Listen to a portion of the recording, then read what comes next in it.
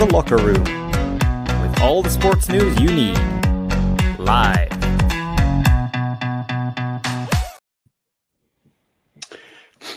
Hello, welcome to the Locker Room on a very quiet Sunday for Scottish football on Independence Live and Indie Live. I'm happy to be back and joined by my usual sidekick, Mr. Graham Duffy. How's it going, Graham? I'm all right, but ask me about 4 o'clock or ask me about 5 o'clock when Hearts have hopefully picked up 3 points at Dens, and I might give you a different answer if they haven't. Yeah, no, exactly. So the Dundee and Hearts game has just started, as well as Millen against Aberdeen, and we'll keep an eye on the scores for you, and we'll give you an update on who scores and what game and all that kind of wonderful stuff. And also we're going to look back on yesterday's action. There's plenty to talk about today, so let's get on with it. I don't know where to start. I think we must start with the Hibs game. Hibs 2, Livingston 3. Before we talk about the game, Graham, I don't know why you've got a smile on your face today. I think it's because Lee Johnson has been sacked from Hibs. What was it, about 2 hours ago or whatever? Are you surprised? Because I'm not. No, I think we did a show a couple of weeks ago, and we did say who'd be the first to get sacked, Lee Johnson or Stephen McLean. I think some of us went for Johnson, some of us went for McLean, so we've got that right. It was just inevitable. I mean, three league defeats in a row in the league, it's not good enough, and yesterday they were very poor. I've actually had a look earlier on, and in all competitions so far, they've played 9 games and conceded 20 goals. So that says where the issues lie. They're not good enough defensively. And yesterday, Livingston could have scored more. They were catching them on the break so many times yesterday. And after a defeat against Aston Villa, which can happen, Villa have got the quality, we know that. But after a bad defeat like that, you're hoping that at home against the Livingston side haven't really played that well yet, that they would kick on. And it's just been a disaster. The first goal is great play from Penrice, but it's an own goal from Obita. But Penrice has got far too much space to get the cross in. And the same thing happens for the second goal. Again, Hibs players are switching off, not picking up their men. It's a good cross for Anderson. But this is right after Hibs have just equalised. It's a terrible goal to lose. And then the third goal is just I have been told numerous times that Will Fish is the best defender in the league. He's the most overrated in the league. And again, he gets caught by a ball over the top. And what a finish for the guy. Sangari, I think it's a brilliant finish. And you can hear the boos around Easter Road. They do got to go back to make it 3-2, but you can hear the boos around Easter Road after the game, and it's no surprise that he's been sacked. I thought they might have done it last night, but they've obviously given themselves thinking time and thought, right, do we do it now? Do we wait? The issue is now that the fact they've done it, they've only got 5 or 6 days left of the window. They're not giving a new manager enough time to come in and get signings in, so that's an issue. And it looks like it's David Gray that's going to be taking charge in the next 2 games. Whether he'll get the capacity to sign players, I don't know. But yeah, I mean, they've sacked a lot of managers recently. The list is endless of the managers they've sacked recently, and this is another disaster. He's just, some of the things he comes out with in the press as well, it's just bizarre. And I know that he said yesterday that he was hoping to get time to turn it round. Well, his time's up, and it is no surprise because his fans are not happy, rightly so. And they're staring at the moment at the back of 3 defeats in a row. They play Aston Villa next Thursday in the game that's over, and then they got Pittodrie after that. Difficult games as well. They've got to do something to pick it up. So, yeah, they were hoping for a manager bounce next week with David Gray, but it's just an absolute disaster from this so far this season. And I would say as well, they spent a lot of money. They signed that guy Dylan Vente for £700,000. He's been backed, and it's just not worked. Yeah, no, you were saying that one of the Hibs ex-managers, Paul Heckingbottom, is playing now. Of course, he is the manager of Sheffield United. They're playing against Man City as well. I was going to say to you that, do you think that the Hibs board has made the timing right in terms of, I know, they're mathematically out of Europe, right? But do you think they should go wait until after that game? Or do you think they've got the timing right now? I think they probably had to do it now.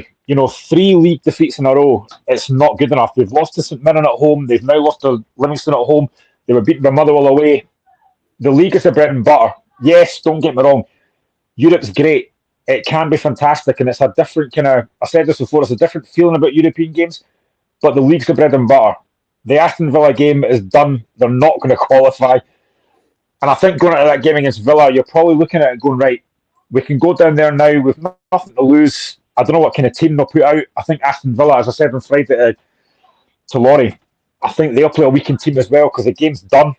So I think they've now got to look forward to that game against Aberdeen next week and try and get something from that. They needed a fresh voice in. They've now got David Gray in. He won't be there full time, I don't think. They'll get somebody else in. But I think the time was right. They've just been... It's been a steady decline from Hibs under Johnson. He's not been good enough. Look at last season. We said at the time as well, there was occasions last season, look at Aberdeen Hibs game, it was called El Sacchio. He managed to survive that.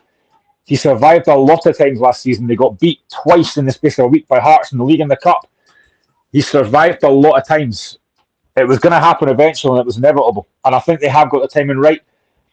You're looking at reaction of his fans yesterday, they wanted him gone. You heard the jeers after the game, they wanted him gone. So I think they have got it right. But now they've got to get the right manager in. And who do they get?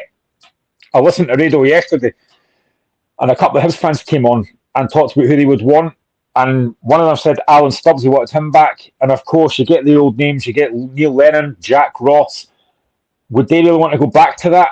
I don't think they would. So who they get in now is going to be very interesting. And I mean, like, I was coming for weeks as well that, as you say, I mean, Livingston, they've actually 5 defeats in this season. It's not really good enough. And as you say, Debbie Gray takes over as caretaker manager. We'll come back to Livingston, Hibs in a minute, Glenn, because I mean, watching Livingston yesterday, I was like watching the Livingston of last season. Like they went to no offense to Livingston, but big kind of like top 6 teams like Hibs and win. And to be honest, they could have won by more. I think they should have done. They had plenty of chances yesterday. Nubley was causing them so many problems. He was really good yesterday, back to something like his best, just in time for the transfer window closing. I thought James Penrice was really good as well. They just looked at a different side yesterday. They looked like they had a bit more freedom about them, a bit more energy about them that they haven't really had the last couple of weeks. I said a couple of weeks ago that David Martindale didn't sound his normal kind of positive self. Well, he was yesterday, and his team played positively. They could easily have won that game by 5 or 6, and no Hibs fan could have complained. Even, I think the thing that's really good about Livingston yesterday was the fact that when Hibs got level, the heads could have gone down, but they didn't. They went straight up the park and scored again through Bruce Anderson, and they ripped Hibs apart numerous times yesterday, especially on the left-hand side with Penrice. But I mean, Joe Nubley was just outstanding yesterday. Exactly what you want to see from him. Pace, power, directness. His passing was really good as well. They just looked a really good side yesterday, Livingston, and that's what Livingston fans were hoping for. And you heard Martindale after the game, he was really happy, and he should be. But now they've got to try and kick on from that. They've got to take that positivity and look to build on that now. They can't be a one-off. But yeah, Livingston were excellent yesterday. Be honest, I said on Friday on the show, I thought it was 1-1. I thought it was 2 teams that didn't really have a lot of confidence. I thought it's maybe going to be a scrappy game. Fair play to Livingston, though, because Livingston were absolutely fantastic yesterday. They really were.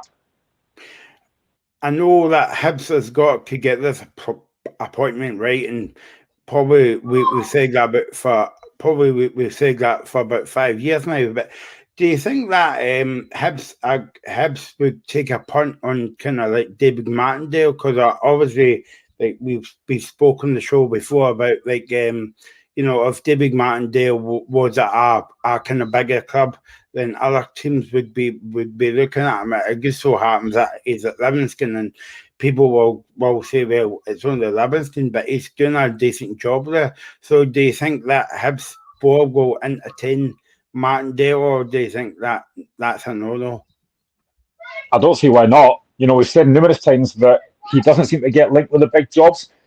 Hibs is a big job, and it's one that I think he would probably look at and think, yeah, this could be a deal for me. He's certainly going to have more fans at Easter Road if he takes that job than he does at Livingston, but that's another matter. But yeah, I think he would look at that. And I think he would look at that and think, I'd get a bigger budget, I'd be working with probably better players essentially. And I think Hibs could take a chance on him. It'd be a good appointment for him. He would steady the ship. We've all said before, he gets the best out of a good group of players. What could he do with that Hibs team? They've got a guy like Martin Boyle and Ellie Ewan, two guys who are creative and have got pace to burn. He could get the best out of them. But the one thing that any manager's got to do, he's got to sort that defence out, because as I said there, 20 goals in 9 games they conceded. That's not good enough. So you see where the problems lie. Defence is really, really poor. They're still relying on guys like Paul Hannon and Lewis Stevenson, who have been good service for the club, but they've been there for a long, long time and they've not been replaced. I think need a bit more freshness in there. I think Martindale could easily do a good job there, but whether Hibs go down that road again, I don't know. I think always again, though, you're thinking about, do they bring back another ex-manager like a Neil Lennon, like a Jack Ross, like an Alan Stubbs? It's not really thinking ambitiously. It's just going back down the same road again. I don't think they'll go internally and give it to David Gray. I'd be surprised if they did, because it's a massive, massive risk. So yeah, I think David Martindale, for me, at the list of candidates they could look at, would be a really good one. Do you think the reason why they brought Martin Boyle back was to maybe put more bums on seats at Easter Road and please the fans, but it's just kind of like painting over the cracks a wee bit, even though he scored the goal yesterday? But, I mean, do you think he's really the answer? I mean, he's got the pace and he's got the quality, we all know that. But it does seem to me that even though they signed a lot of players, I think it's over 9 players they signed in the window, they are still very reliant on Boyle. If I said this last night when I watched the highlights as well, without Boyle, they don't really have much else. I think Ewan is a good player, but he would frustrate the life out of me if I was a Hibs fan. Sometimes he looks really good, and other times he looks really frustrating. You look at 30, for example, against Aston Villa. They were 5-0 down. He's got a chance to run through on goal, and he puts the ball at the park. I mean, that's just the kind of player he is. He's frustrating. But Martin Boyle, for me, is the one that they rely on far too much. He's a one-man team, really. He's the one that carries them, and players around him need to do a lot more than they're doing. And I look at the midfield, I look at the defence, they've got to do more. But there is no doubt that Martin Boyle, for me, is their main asset. And if he's injured again, or if for any reason, and I don't think he will, but if for any reason a club came in the next few days and try to sign him, I think they struggle. Because without Boyle, they don't really have that threat going forward. And I mean, you saw that before he came back to Hibs, Graham. Like where the goals, where was the goals going to come from? Yeah, I mean, I'm still not convinced by the signing of Adam Le Fondre. He's a good player, but he's got experience, but he's not exactly getting any younger. And he missed a couple of chances yesterday as well when he came on. I'm not convinced by that signing. I'm yet to see what Dylan Vente can do. I think he looks a decent player, but he needs a run of games to maybe score a few goals. But the one you can rely on is Martin Boyle. That goal he scored yesterday, he absolutely rinses Obalai with his pace. And it's a really good finish. And at that point, you're thinking, right, Hibs in the ascendancy, they're back to 1-1, they've got the crowd behind them, and then a minute later, they're back to 2-1 down again. And it just shows Martin Boyle can't solve all of his problems, but for me, going forward, he is still the main threat. Like, if he lines up against Hearts, he's the one player that I'm thinking we need to stop him. And I'm pretty sure that every other team in the league must be thinking the same thing. Aberdeen next week will think the same thing. If we can stop Boyle, we can win this game. And that shouldn't be the case. You can't rely on one player. It's probably a bit like, I'm probably going to say this about Hearts as well, that we've signed a lot of good players. I'm happy with the signings we've made. But if we take Shankland out of that team, we're not the same team, because he's our main goal scorer. And it's the same with Hibs. You take Boyle out that side, they're going to struggle. Yeah, no, but I mean, to be fair to Halfgren, like they take Shankland out of the team, you're guaranteed like one or two players might pop up with a win and goal or whatever, whereas Hibs has got nothing. No, 100%. I mean, we do have good players like Liam Boyce. We've got Barry Mackay, Oda, Vargas. We do have players that can score goals. Tagawa as well. And Alec Lowry's just starting today as well. So I do think that if we did take Shankland out, we would still be all right. But he is such a massive player in that team. Whereas Hibs, I look at him and just think they rely so much on Martin Boyle. And if I'm a Hibs fan, I'm panicking. If he's not playing well, where's the goals coming from? They've not even scored that many goals this season. You look back to the start of the season. This is where I think it's kind of went wrong for Hibs. You look at that game against that Andorran side. Now, yes, they won the second leg, but they got beat 2-1 in Andorra, which was an absolute shocker. And it's been very frustrating. They beat Luzerne, but then the league form's been awful. So I can understand why Hibs have sacked Lee Johnson. And I think it is the right time. But honestly, if you take Boyle out of that side, I just think they don't look the same team. Do you think as well that Hibs are going to be in a bit of trouble here, because by the time they appoint the new manager, what you're thinking that might be the Ingle this week, the transfer window shuts on first Friday. Yeah. Friday. So technically the new manager is going to come in, but it's still Lee Johnson's team. Yeah, I mean, that's the thing. I think any manager coming in, I don't think he'll be in before the window shuts, so I think it'll be after that. And then he's got to work with the players he's got. I don't think, will David Gray be allowed to sign players? It's difficult because he's only going to interim charge. If you're letting David Gray sign players before the window shuts, a new manager might come in and think, well, I don't let you, and I don't let you, and David Gray signed them. So what's the point in that? I think it's a very risky thing. So you're not giving any manager time, which is why I don't think they'll get a new manager in the next few days. I think it'll be after the window, and he's going to have to work with the players he's got. But you're kind of thinking, right, any new manager should be able to work with these players. They've got a decent side there, I think. I do think they've got decent players in there. I'm not being biased in saying that because I don't support Hibs, but they do have decent players in there. But it's getting them to gel, getting them to work together. And I just think at times Lee Johnson's approach was a bit scattergun. He made quite a few changes every week. He wasn't getting the right balance in the team. That midfield just doesn't look balanced at all. The fact that Hibs fans are saying that their best player on Thursday was Jimmy Jeggo, who I really don't rate at all, says everything. So they need to get the balance right. But they need to get the defence sorted. Any new manager coming in's got to get that defence sorted because they're leaking goals every week. And they're too easy to play against. All you've got to do is get the ball wide and get across in the box, and they're going to struggle. Or a ball over the top, and they're going to struggle. Aston Villa's a different thing. They've got the quality to cut through you, and they did it numerous times. But if I'm Rangers, Celtic, Hearts, Aberdeen watching Hibs these last couple of games, I'm thinking we could score a few here because they do not look good defensively. And again, I don't want to be harsh on the guy.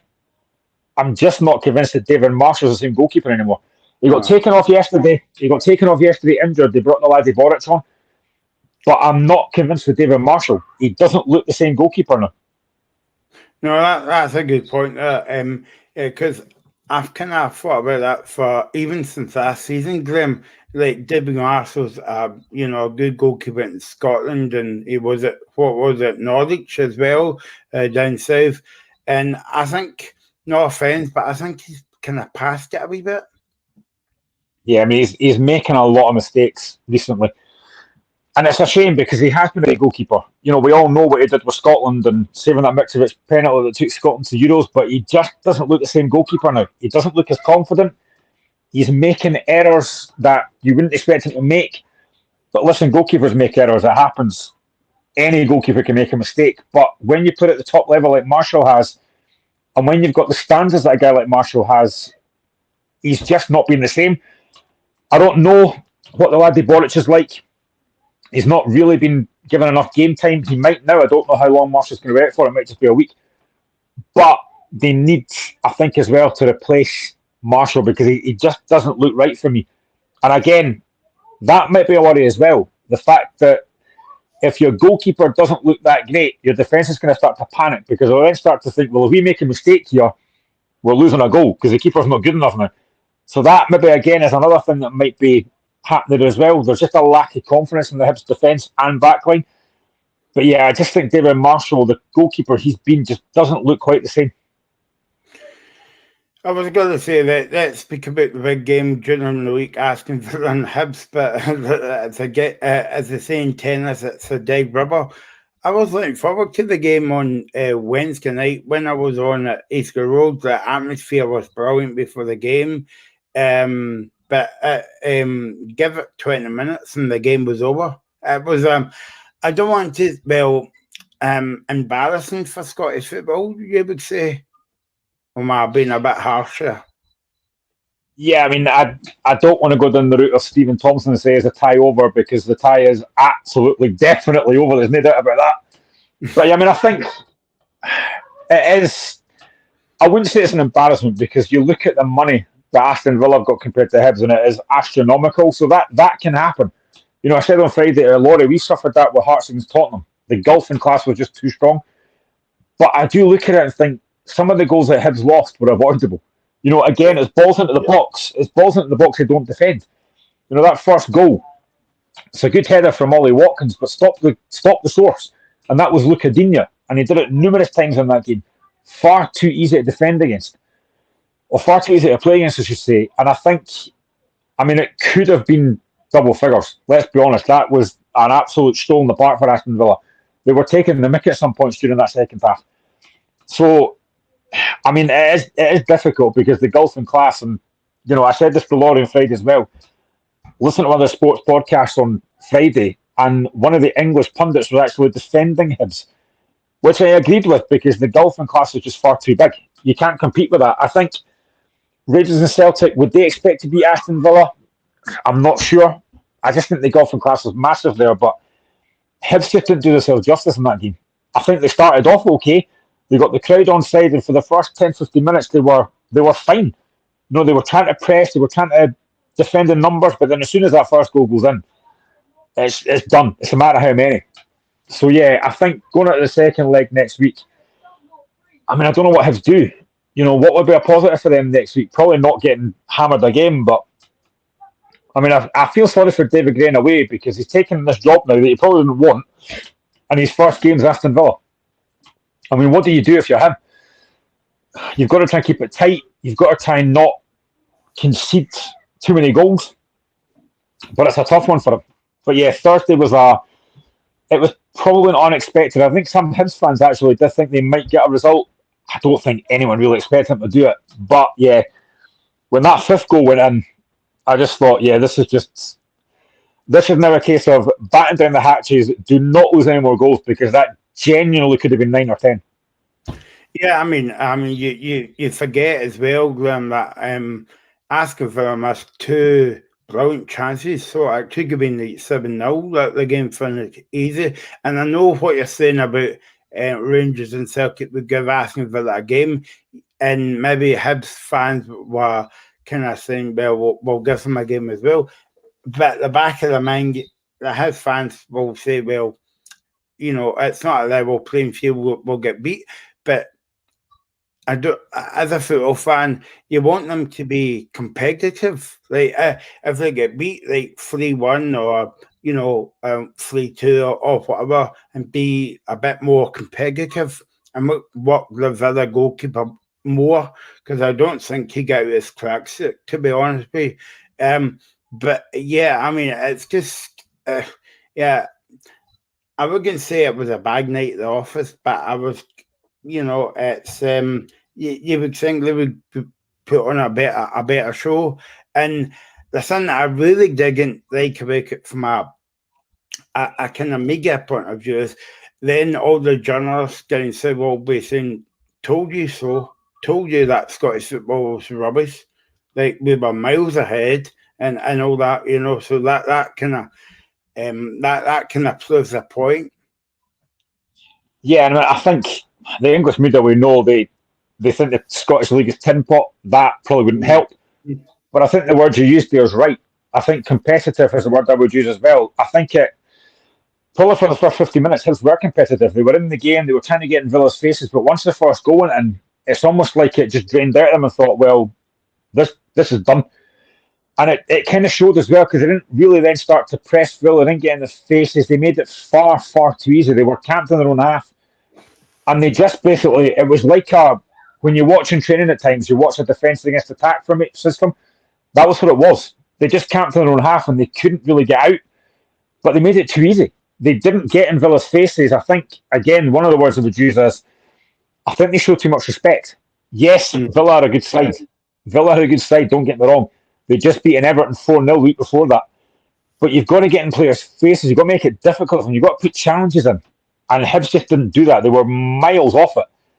And at times, and I think I commented in the group chat as well, it was like it was walking football at times. Villa were not stretched at all. There was a moment in the first half, I think it was 2-0, I think, to Villa. And Villa had the ball at the back, and they were just walking. And there was not one Hibs player went and pressed them and thought, I'm going to get in your face and win this ball back. They were just walking. It was far, far too easy. And you can't do that. You've got to be competitive, and you've got to get in players' faces and make it difficult for them. And I don't think the Hibs did that until the first goal. They were, but then once the first goal went in, it was like a case of, right, let's just retreat back now. And even at 4-0 down, you're thinking, if I'm Lee Johnson, I'm thinking, right, let's just not lose any more goals here. The tie's done. Let's get a few defenders on. Let's just tighten up here and not lose any more goals. But Villa could have scored. You're right. They missed all their chances as well. Especially the first half. After Watkins scores his first, he's got an easier chance than the one he scored to get a second, and he missed it. It was the same second half. Yeah, it was an easier chance and he missed it. And it was just, even the second half, how many times did Villa get in on that left-hand, it's that left-hand side of the game. And they just missed too many chances. But yeah, you've got to be competitive. And I think if I'm a Hibs fan, going to Birmingham, I'm looking at this game thinking, well, the tie's done. We can have a decent time down here. But just make it difficult. Just get in their faces and press them a little bit harder. And let's actually show the English media that we're not actually as bad as people think we are. But yeah, you can't make it that easy for players that are very good. And I think there will be massive changes on Thursday for both teams. I expect Villa to make a raft of changes. But then, I said to Laurie on Friday as well, one of the changes Aston Villa can make, they can bring a guy like Philip Coutinho on, who's a Brazilian international, was at Liverpool, is a brilliant player. And he's not even starting for them. So that just shows what a good side they've got. And in terms of Hibs, I don't know what team he picks next week, because again, for me, the league's the bread and butter. They've got to look at that game against Aberdeen next week and think, well, we need to try and take points off that. Villa, doesn't matter, but you don't want to get embarrassed again, though. That's the thing. You don't want to get embarrassed again. And I suppose you were saying about the Aston Villa team, but it doesn't matter what team Aston Villa puts out. It's quality all through the team compared to Hibs. But yeah, so we'll watch that game during the week. Let's move on to another big game of the weekend. I suppose it's one of the scores of the weekend, or of the season so far, I would say. Celtic 0, St Johnstone 0. And I was doing a bit of homework, as I do before the show. Celtic have failed to score in back-to-back domestic games since May 2018. And you know who the manager was saying to them? Who? Brendan Rodgers.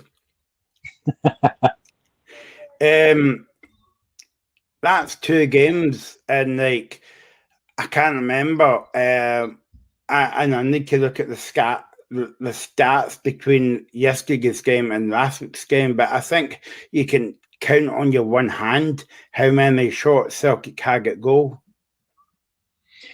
Yeah, I mean, I think I said this a couple of weeks ago as well, that after Kilmarnock beat Rangers, whenever Celtic and Rangers drop points, it's always about them and about how poor they were.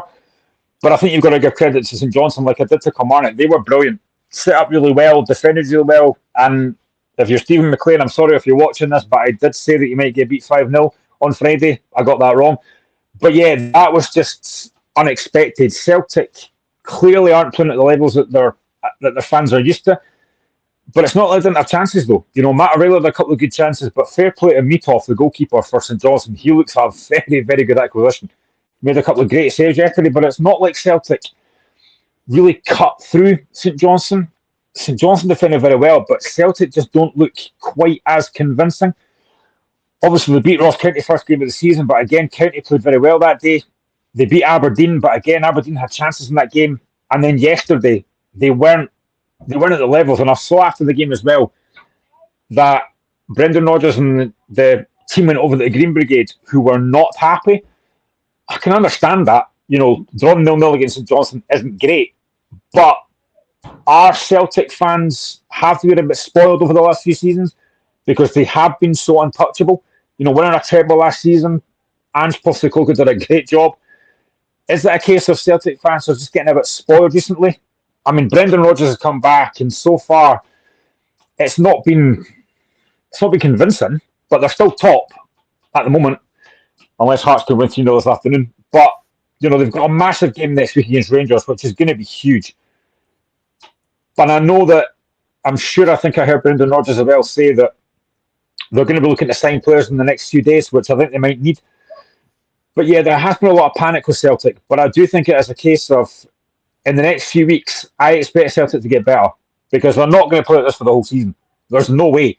So I think they will get better, but St Johnstone were fantastic yesterday. They really, really were. Yeah, no, we'll come back to Celtic in a minute. But yes, Johnson played well yesterday. They actually defended everything that went into the box as well. Quite surprised in a way that St Johnson's a big team, actually. Big guys in the team, and you're right, the St Johnstone goalkeeper had a few good saves. I think it was a shot you were saying about O'Reilly in the first half. And to be honest, he didn't really have anything to do in the second half as well. But I mean, it's the first point of the season for Stephen McLean. Hopefully, do you think that will give St Johnstone a bit of a lift going into next week's game before the international break? If it doesn't, then there's a problem.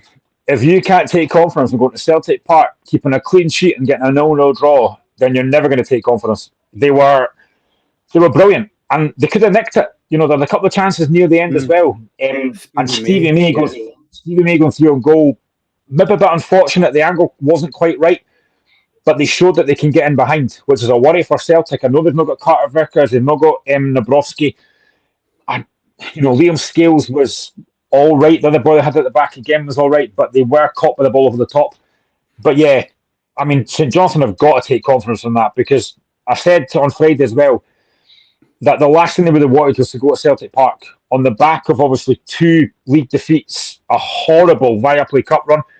To go to Celtic Park and get a 0-0 draw is outstanding. So they've got to take confidence from that. They've got to build on that now. And fair play to McLean.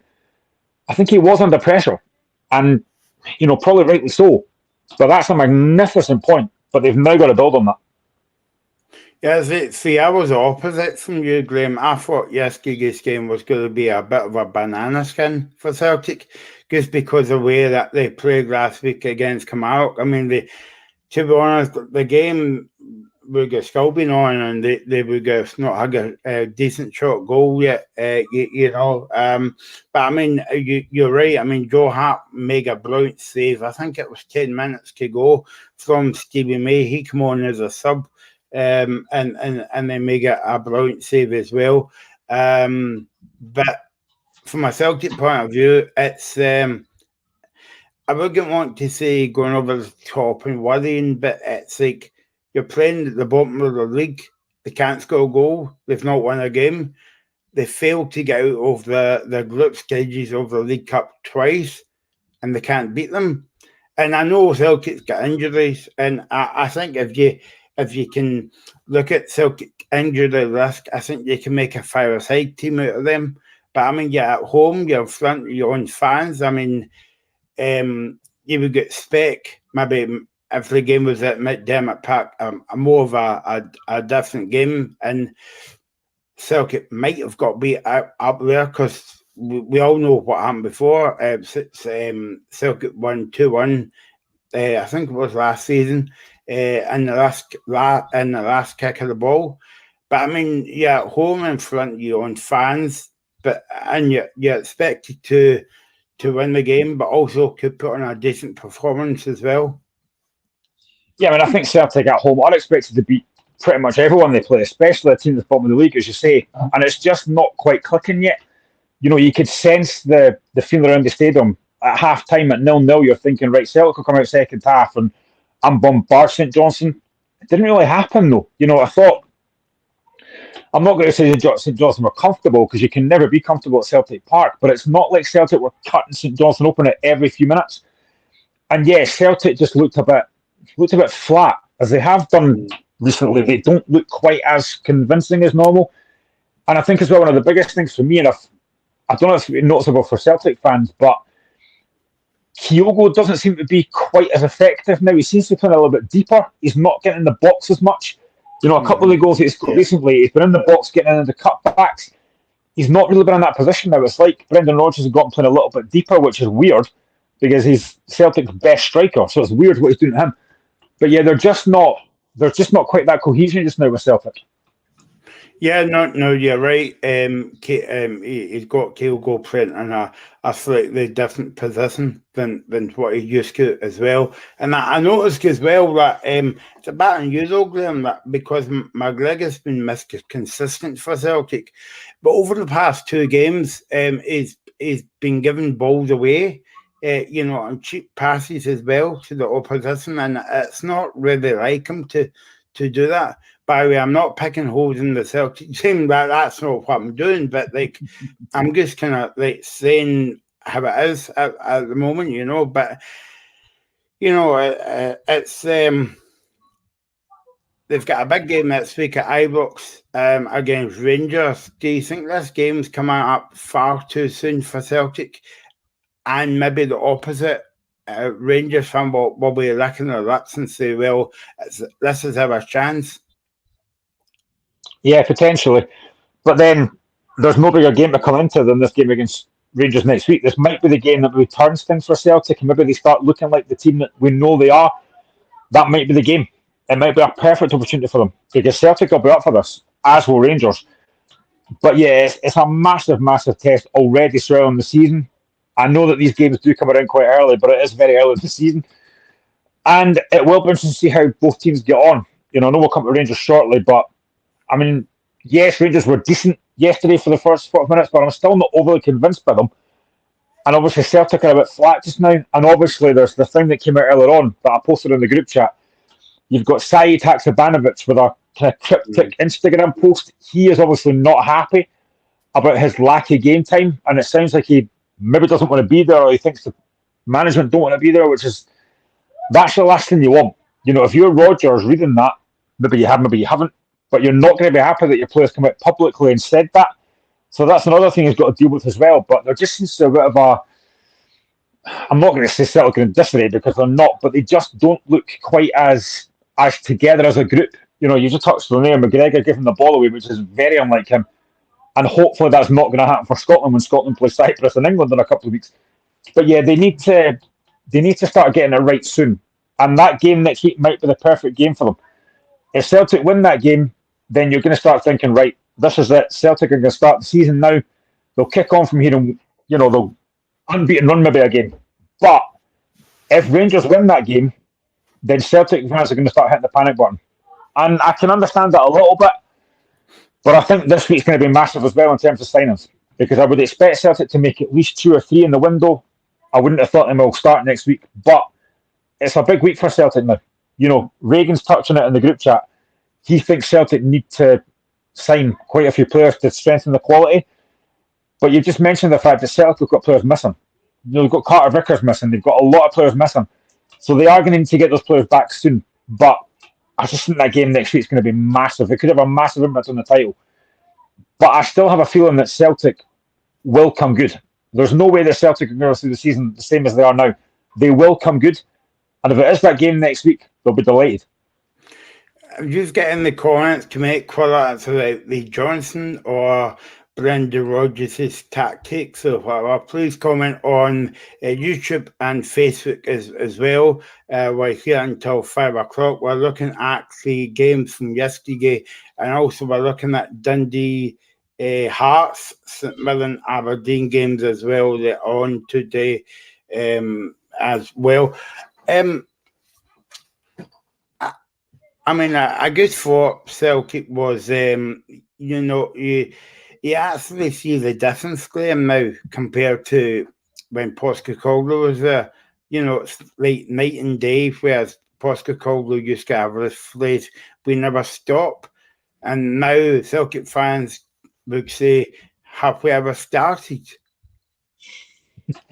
Yeah, I mean, the latest scores were there after 40 minutes in other games are Dundee 0, Hearts 0, St Mirren 0, Aberdeen 0. There's not a lot happening. It's not been a great game at Dens Park by all accounts, and St Mirren had the goal ruled out through Bacchus as well. So it's been still 40 minutes. It's only 40 minutes on the clock, but both games so far are not the best Sunday viewing from what I've been told. But yeah, Celtic at the moment, and you look as well, it's probably going to be frustrating for the fact that Celtic fans are looking at Postecoglou at Tottenham and thinking, look at the job he's done already there. He's already got Tottenham playing, I suppose, the Celtic way, if you like, and that's without Harry Kane. They look a very good side. He's managed to implement his ideas already. And apparently, from what I've seen as well, the media down there love him. The Tottenham fans love him already. So it's that thing that look what you had and look what's gone. And now they've gone back to Brendan Rodgers, who we know what he can get at that Celtic team. He's done it before. But yeah, they've not quite settled yet. They've not quite gelled yet. But it will come. I think Celtic fans that are like Regan that are panicking a little bit, I do think it will come. And I do still think Celtic and Rangers will be way ahead of everyone else, which is a shame. Because if you're going to catch Celtic and Rangers, this is the time to do it when they're not playing well. But yeah, I think Celtic will come good. But there's just something not... I think Celtic are missing that spark at the moment. And again, I listened to another show yesterday and somebody said that there's a few players that he doesn't think are good enough for Celtic. One of them was David Turnbull. I think Turnbull started quite well for Celtic. He's been scoring goals, he's been looking creative. But again, when a team like Celtic doesn't win, it becomes a crisis and it becomes people thinking, oh, this isn't good enough. But, these players that Celtic have got are more than good enough. They wouldn't be there. But there just needs to be it's that lack of spark, I think, as well. For me, I think a big miss as well is Hatate, because Hatate was one of these really, really creative types. He was getting on the ball at Celtic. He was making things happen. He was making forward runs. They're missing that a little bit. And I said earlier on, it's not like Celtic didn't have chances yesterday. If one of those chances goes in from Matt O'Reilly, we're not sitting here just now talking about Celtic in crisis. It's just one of these things. It was a frustrating day yesterday, but they are still top. So, I do think Celtic will get better. But, I mean, I know we'll talk about it next Friday on the show, but that game next week against Rangers is going to be absolutely huge. It's going to be so important for Celtic to get 3 points out of that game. And again, there's not going to be a lot of Celtic fans at that game because of the whole ticket thing, which again I think is an absolute joke. I've said this numerous times that for a derby game especially, you need the full fan base there. You need to make it that kind of toxic atmosphere. You need to make it that really good atmosphere, and it's not going to happen next week. Goal update from Paisley at St Mirren 0, Aberdeen 1. Johnny Hayes after 42 minutes. So Aberdeen ahead there, still at Dens Park. Dundee 0, Hearts 0. Do you think as well, Graham, that I think I was speaking to you about this on the show last week, and because Rangers beat Celtic last season at Ibrox, then all the Rangers fans will say, well, we've got a bounce going into next season. But do you feel as though that the Rangers fans are doing a disservice to the other teams in the league? I mean, look at Johnson yesterday; they got a well-deserved point. So what I'm trying to say here is, you don't play Celtic every week. You don't play Rangers every week. You play other teams. That's why we've got, the Premiership. And I mean, look at Rangers went up to Aberdeen last year and battled them in the first half. And then Aberdeen beat them, what was it, 3-0 or 2-0 or something? I can't remember. 2-0. Yeah. So do you think that the Old Firm fans are doing a disservice to the other teams as well, because it's not going to come down to the 4 Old Firm games. No, and I think that happens all the time. I think I just talked about the fact that a lot of English fans think the Scottish League's tin pot. Yeah. I think if you have to lot Rangers and Celtic fans, they would probably say the rest of the league's tin pot as well. They just, it's all about them, which is fine. That's their own fans. But I do think at times they don't look at the other team's strength and say, actually, they've got a decent side there. Already this season, Celtic have now dropped points to St Johnstone. Rangers have lost to Kilmarnock. Celtic have lost to Kilmarnock. This could be a potentially better season for other teams. I hope it is, because I'd like to see somebody challenge the Celtic and Rangers. I don't think it'll happen, but I'd like to see it. But if there is going to be a challenge, and if there is going to be a kind of tail-off, I hope it is this season. But I think teams have improved. Kilmarnock have improved. I think St Johnstone have to improve after that yesterday. I think Hearts have strengthened really well. Hibs, not sure about. Aberdeen have done okay in the window. So I think some teams have improved, and they can make it more difficult for Celtic and Rangers this season, especially at their own grounds. Like, I think Hearts, Aberdeen, potentially Hibs, we've already seen it with Kilmarnock, at home could make things very difficult for Celtic and Rangers. Away from home, it's going to be difficult, although now, if I'm one of these other teams, I'm looking at St Johnstone yesterday and thinking, you've just raised the bar now. We now have to go to Celtic and Rangers and do the exact same thing. Defend really well, and if you get a chance, like St Johnstone or yesterday, you've got to take it, because you don't get very many. And that'll haunt Stevie May that he's not managed to take that chance. It was a decent opportunity. So yeah, I think there is a bit of a kind of thing that Celtic and Rangers fans look at the rest of the league and think, nah, they're not good enough. But I do think teams have improved this season. I genuinely do, and hopefully we can have a better league this season. Do you think as well that, Glenn, between today's show and last week's show, and obviously I wasn't on last week's show, but if Celtic won, say, 2-0 against Kilmarnock, right, and they won 2-0 with Skiga against Johnson, I don't think we would be on the show talking about, there's a big, Celtic aren't performing to the levels. We would be talking about Celtic winning games, instead of, the bad performances they're turning in. 100%. Of course we wouldn't be sitting here saying that. We'd be saying, Celtic and Rangers still winning every week. But it's actually quite good, to have, for other teams as well, it's great that Celtic and Rangers, you think, actually, they can be beaten. You can take points off them if they actually believe you can do it. Stephen McLaren was very confident going out of that game yesterday. And I know he's not going to say we're going to get hammered, but he was very confident going out of that game yesterday. And it's been proved right, because he's got a point out of it. So you've got to have that. You've got to have that belief. It's 11 against 11. Yes, the 11 players you're up against cost a lot of money. They've maybe got better technical players, but just going to have a go at them. You never know what can happen. And St Johnstone did that yesterday. They put everything into that game yesterday. And I bet when that board went up for stoppage time of 8 minutes, they thought, oh no. Because actually, I was thinking yesterday, coming back from watching Pennycook play Hillabeath yesterday, and it said, I listened to the radio on the way back, and it said 8 minutes of stoppage time, and I thought, Celtic will score in that 8 minutes, because it's what Celtic do. They're renowned for scoring late, and they didn't manage to do it. So fair play to St Johnstone for getting that point. It's a magnificent point. And I do think it does show that they're not infallible. They can be beaten, they can get points taken off them. You've just got to believe you can do it. And I don't think teams do it enough, and I include Hearts in that. Far too many times I've said that we don't have the belief when we play them. We show far too much respect. Just get out there and, have a go. Because that's what can happen. Kilmarnock have done it. St Johnstone have now done it. Everyone else has got looking at it thinking, right, we can do that now. So yeah, hopefully other teams will do that, but it's going to be difficult. As for St Johnstone, it's just a bit disappointing how they picked up a well-deserved point at Celtic Park yesterday. They've got one more game next weekend, and then they've got the international break, so they've got to wait a few weeks until the next game coming up.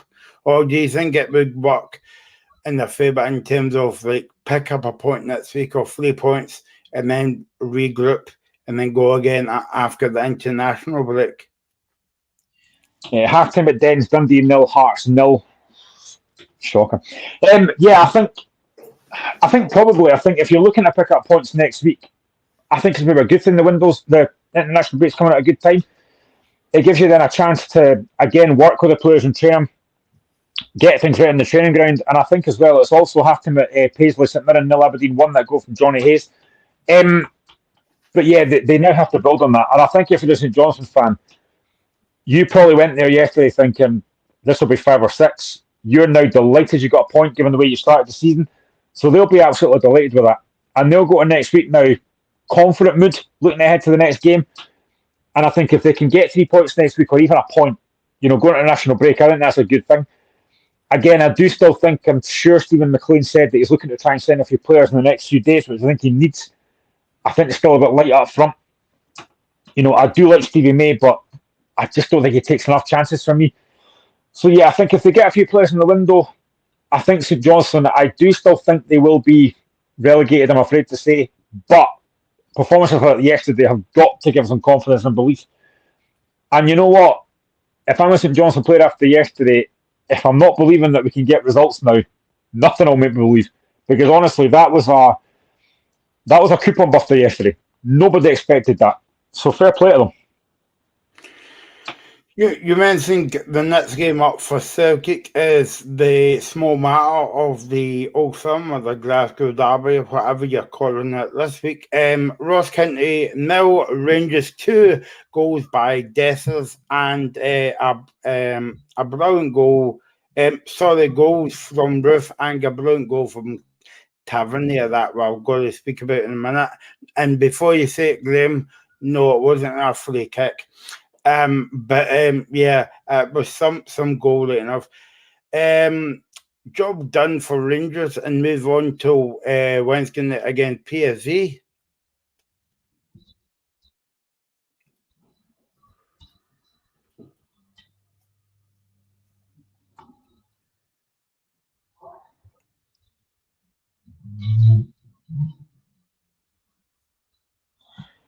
Probably the best performance play to him. He's come back with a great goal as well. Disappointing for Ross County to lose the goal from a set piece, but it's a good goal. I mean, the second goal from Tavernier, it's a great finish, but if I'm Malky Mackay, I'm raging at the fact that nobody's closed him down. Somebody's got to go out to him and stop him taking that shot, but it's a great goal. Second half, I thought Ross County were better. I thought they should have a bit more desire, a bit more press, and they gave Rangers more of a game. But yeah, it's job done for Rangers. I think they were better yesterday. They've got players back from injury now. Kemar Roof is going to be huge for them. And that game against PSV is going to be massive. I don't think they're going to get through, though. I'll be honest, I think they're going to go to the Europa League. I just think, watching that game the other day on Tuesday, PSV looked a very, very good side. I thought they caused a lot of problems. They looked really quick. I said on Friday to Laurie, that guy Sangari middle of the park was superb. Dest on the left-hand side looks really dangerous.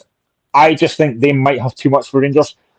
Listen, for the coefficient, it would be great if Rangers get through, but I just think PSV are going to have too much for them. They look a really strong side this season. So yeah, I think Rangers are going to drop out the Europa League. I just don't see them get through that tie. It's going to be set up for an interesting but brilliant game next week because you've got Rangers not playing well, but scoring goals. Celtic not scoring goals and not really playing well at the moment. So do you think this is going to be the first goal from 0-0 for many a year? I was just going to say, I was set up for a 0-0 draw. Yeah, no, I think. No, on you go. No, I was going to say that we are teeing this game up to be a brilliant game, aren't we? No, it's going to be an absolute classic. No shots, no corners, nothing. No, I don't think that'll happen. I think something's got to give next week. I think both teams know how big this is. I mean, I just look at the two squads, and I still think Celtic's squad is slightly better than Rangers. But Rangers now with the confidence going into that game, I think Wednesday night's going to be a massive game for them against PSV, though. That'll take a lot out of them. If they were to get through that tie, then that would be massive going into that game against Celtic. But I just think that this next week, Celtic will be working hard in training. I'm sure they will. Rodgers will be getting his message across. I just think Celtic may just sneak that one next week, but it's going to be very difficult. It really is. They need to get Kyogo firing. They get Kyogo in those positions that we're used to seeing him in the box, getting tap-ins and that, making it difficult. They need to get that balance right. I don't think they've kind of got that yet. But yeah, I think next week could be I don't think it'll be a classic. I think it'll be nervous. It's not like it's the last game of the season. It's very early in the season, but I think it will be nervous because both teams don't want to lose the game. I think right now, if you were to say, would both teams take a draw, they probably would. And I mean, looking at yesterday's game, Graham, I mean, I think the only real chance that I had noted down was Jordan White's header for Ross County. But why do you not score that? That was as they say in football, that was a sitter. Yeah, and to be fair, Jordan White's been good for Ross County recently. He has been cracking a few goals in, but when you get a chance for that against Celtic or Rangers, you've got to take them because you don't get many. And if he scores that, they got back into the game, and you just never know. They might make it a bit more nervous for Rangers, but it didn't happen. Rangers saw the game out well, good game management, but yeah, I just think Ross County, I thought going out of that game would have been a lot better. I thought they would have caused them a lot of problems because I've been impressed with County so far, and I said that to Ross as well, the Ross County fan. I've been impressed with them so far. Recruitment's been really good. They were excellent against Celtic. Should have scored more against St Johnstone. They had a really good League Cup campaign. I thought they would have caused Rangers a lot more problems yesterday, but they just didn't do enough.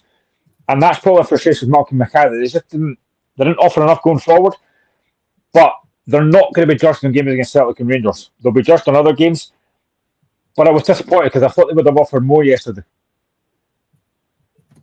Yeah, no, as I say, I only saw the highlights last night when they came back, and yeah, I was a bit like you. I thought Rangers were going to win the game, but I thought I was going to be a bit more tighter. Yeah, and I think especially in Dingwall as well, if the game's at Ibrox, I can understand maybe being a bit more defensive and, maybe not having a lot of chances, but at Dingwall, where you've got a decent home record against the Rangers team that I don't think have really been firing all cylinders yet, I thought that would have been a really difficult game for Rangers. They made the first half look easy, but I do think St Johnstone played a part, Ross County played a part in that. They didn't press high enough. They didn't get in the faces like I talked about Hibs. And that second goal, I mean, yes, it's a great finish from Tavernier, no doubt about that. But someone's got to step out and press him. Nobody did. And he takes a shot. I mean, I don't think he could have expected that to land where it did in the top corner. But someone's got to go and press him. Go and close him down. They gave him far too much time in the ball. And as I say, the first goal as well comes from a set piece. Malcolm McCaskill was furious about that. That shouldn't happen. It's a good finish from Kemar Roof, but he's on the ground when he hits it. So that's disappointing as well. But yeah, Rangers, like you said, got the job done. But I was disappointed that Ross County didn't offer more in that game. Yeah, no, exactly. And I think you're right, Glenn, because I mean, hopefully the Ross County fan isn't watching this. But I mean, if the game was at Ibrox, you would expect, the bigger park and all that, you would expect Rangers to win out 3 or 4-0. But on that very tight park and a very tight surface that they've got up at Dingwall, you would expect a very stuffy game. But it did get, for some reason, it didn't happen, and I suppose that's a good warm up for Rangers on Wednesday night. But again, no disrespect to Ross County, but you're going up maybe like 2 or 3 levels now to play PSV. No, absolutely. I mean, honestly, PSV, I know Rangers played them last season and they beat them. This PSV side now looks a lot better. I thought they were excellent on Tuesday night. They really created a lot of decent chances. They looked dangerous going forward. Sangari bossed that midfield. Rangers at the moment, I didn't think they were that great, to be honest. I thought for the first 44 minutes, Sima looked awful, and then he scores a brilliant goal. And then obviously Matondo gets that goal. It's a great goal as well. But defensively, I still think Rangers are a little bit vulnerable. I do think John Souttar strolled the game yesterday. I didn't think he was all right on Tuesday, but he loses out for the goal for De Jong. It's his mistake that leads to the second goal for the header. So yeah, I think Rangers still have a bit of, I'm trying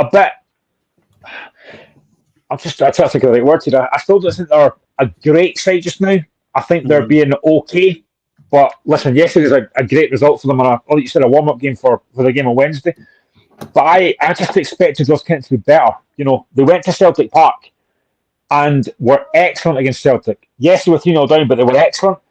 So I thought at home against Rangers they would have just kind of carried on from that, but it didn't work. Yeah, no, exactly. And as you say, Rangers are getting the job done at the moment, but not really playing kind of well. Do you think Michael Beale would be happy at the moment with the side winning games? But again, it's back to the one what we said last season, and I might think that a broken record here, but they're winning games, but the performances aren't up to the standard of Rangers, you would say. Yeah, I don't think from what I've seen so far the new players have really gelled quite yet. I'm still not overly impressed with Dessers. I think Sima, yes, he got a goal on Tuesday, but I'm still not convinced by him. I think Lammers has looked all right. Danilo's been on the bench. They've got a lot of new players in there, and it does take time to gel, you know. But again, when you're playing for Celtic Rangers, you don't get that much time. You've got to hit the ground running straight away.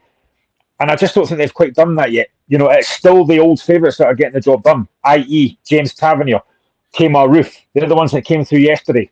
I think the new signings haven't quite gelled yet. And again, I'm sure in time they will. When they get more game time, they will be better. But at the moment, they are just getting the job done without really playing as convincingly as you'd expect them to do. I know that we've only got one more game to talk about, Glenn, because of all the last two games are today. But to be honest with you, it's half time. It's Millen and Aberdeen, and if that score line stays the same, and it's a big if because there's still 45 minutes to go. That's a big win for Barry Robson to go all the way to Paisley, because Millen has been playing well recently. Yeah, I mean, St Mirren have won all the games so far. They were, you know, really good, and especially at home, they've been really good. And coming off the back of a European game, I did wonder how Aberdeen would cope with that. You know, they got a decent result on Thursday night against Hacken. I think they'll see them get the job done at Port as well and be in the Europa League. But I did wonder how they would manage to get from European game to a domestic game. So far, they're doing it well. You know, I don't think the performance has been great from what I've seen. But you know what? It doesn't matter. If they're winning the game 1-0, they'll be delighted with that. And I think it is very difficult, though, to balance between European football and Thursday football. This is why I've said before that I think Aberdeen might struggle this season. They do have a decent squad there. I think they've signed really well. They brought Kevin McGrath in as well. I think they do have some good players in there, but it's juggling that domestically in European football. It is very difficult. But if they get the job done today, if they can see that through, even add to the goal tally, that's a great victory. Because, like you said, St Mirren have been very, very good so far. So if Aberdeen go there and pick up 3 points, that's a huge victory. And they know that they've got Hibs at home next week who are struggling. This could be a massive 3 points for them. I know you can't speak for all the Hearts fans, even though you would love to speak for all the Hearts fans. But if Hearts qualify for the Europe in midweek, do you think that they'll have more experience in terms of knowing how to handle playing first game Sunday? Whereas Aberdeen, as you were saying, it would be good to see Aberdeen back in European football, but because they've not really tasted that European football first game Sunday for many a year, and Hearts has done that last season. Okay, disappointing campaign in a way, but I think they won 2 games out of the campaign. But they can know how to kind of manage the first Sunday games, because it's a tight turnaround, especially when you're playing away from home. But am I right in saying about Hearts has got more of an experience there than Aberdeen? Well, I'd like to hope so, but we can't even beat Dundee just now, so I'm not quite convinced by that. But yeah, I mean, I think we should have. You know, we had that campaign last season, and yeah, we only won 2 games against RFS. The other games were not great. I'm not going to lie, they were poor. We got hammered in pretty much most of them, but we should have that experience now, and that's what you want as a player, I think. You want to get back there quickly. If, and it is a very big if we overturn this and get through, for me, it's probably one of our best ever European results. To go away to Greece and overturn a 2-1 lead and get to the Conference League would be incredible. I've seen a lot of good European nights at Tynecastle. I've seen a lot of good European performances. For us to overturn that is, for me, definitely going to be the best. I think it's going to be very difficult. I think it can be done, but it's going to be very difficult. But yeah, I think we should. We have the experience. We've got the squad now as well. I've mentioned that before. I think we've got a decent squad now. But at the moment, from what I'm hearing about the Dundee game, we've not been great. I think we've been all right defensively, but going forward, you can see we've made 5 changes to the team today, and it's showing. We don't have that cohesion going forward. We've made changes going forward, and it's not quite working yet. I'd expect to see a few changes getting brought on second half, maybe early second half, if it's not working. But yeah, this is a game today that, I'm not disrespecting the Dundee fans that are watching this, but this is a game that I would have earmarked Hearts to get 3 points from, because Dundee, yes, they're a decent side, but we've got a really good squad here. And yes, the turning it over from European games to domestically is difficult, but this is a game we should be getting 3 points from. And it's not quite happening yet. Still a long way to go yet, but if we don't pick up 3 points from this game, it's going to be massively disappointing. Would you take a 1-0 victory now, Grim? Yeah, snap the hand off for it. All that matters at the moment is 3 points. You know, we started the season okay. We beat St Johnstone away from home first game. We then drew with Kilmarnock. That doesn't look like quite a bad result now, given what Kilmarnock have done so far. But yeah, a 1-0 win I would quite happily take, because we need to be picking up points. You know, our league campaign so far, I said this before, we don't play Celtic, Rangers and Hibs till October. We've got a decent run of games. We play Motherwell at home next week. Again, a game that we should be winning. We've got to be picking up 3 points in these games and putting pressure on the top teams. So if we don't pick up 3 points today, it's a massive, massive letdown. And it shows to me that we haven't really learned anything. You know, last season, we only won 3 league away games all season. We have to put that right this season. So yeah, we need to be winning games like this. I know Dundee are going to make it hard. Dundee have started, again, okay. They drew Motherwell first game. They were beaten by St Mirren, although maybe a bit unfortunate in that game. But we have to win these kind of games. You've got to be going to teams like Dundee and winning these games. And so far, we're not doing that. Everybody's behind all the Scottish teams in European football during the week, but are you a bit concerned how Hearts' second game's away from home? Because I've always said in European football that you would like the second game to be at home so that you know what to do, especially if you're getting beaten, especially because you've got the fans behind you. Yeah, well, that showed last week. You know, we got beat by Rosenborg away from home, and then we came back to Tynecastle and won the game. So I would always rather have the first leg away from home, so you know what you've got to do when you get back home. Yeah. But even then, on Thursday night against Pauk, I thought we were all right. I thought we played okay. I thought we dominated large spells in the game. You know, but then we get the goal early through Shankland. I'm thinking, right, let's go and build on that now. And then a minute later, we give away a daft penalty. Ridiculous from Rose. I don't know what he's doing. And even after that, we're still pressed. I think Boyce had a chance in the first half that I think he should score. We get the disallowed goal from Shankland. It's a brilliant, brilliant finish, but he was just offside. And then they got the parking score for the corner, and you can sense that it's just... You can sense the atmosphere just drained out the stadium, because we thought, we go to Greece with a defeat, it's going to be hard to turn that round. And yeah, it just kind of drained the atmosphere a bit. We're not out of the tie. We're still going with a decent chance, but I would have preferred the home leg to be the second leg, but it's what it is. We've got to go to Greece now. We know what to expect. We know what kind of team they are. I don't think they're a great side. They're a decent side, but I don't think they're a great side. So we've got a chance, but it's going to be very difficult. Do you think the heat will play its part, Graham? Because I was, funny enough, I was in Greece last year, and about 9 o'clock at night or something, it was still about 20 degrees at night, or maybe 25 degrees. But and that's why it's funny. I went into a pub, drink responsibly and all that. But I went into a pub at 11:15, right? And there was actually a game on a Sunday night at that time, just because of the heat. So yeah, I mean, it's part. Yeah, possible. We're Scottish folk. We're not used to heat. You know, we're not used to that. We just get rain all the time. So yeah, it's going to be interesting. I think there were quite a few water breaks next week. But that is when I think what Hearts have to do next week that we didn't really do on Thursday is keep the ball better. When we get the ball, you've got to give yourself a break and a breather. You've just got to you've got to just maybe build it up a little bit. And as much as I would love to see us get an early goal and really take the game to them, there's no rush. We're still in the tie. If it takes till the last few minutes to get that goal to take the extra time, then fine. We don't have to rush it. But yeah, the heat might be a problem. We're going to take a decent fan base over to Greece, which is going to be great. But that might play a massive part. But we don't have to go gung ho. We can take our time and build into the game.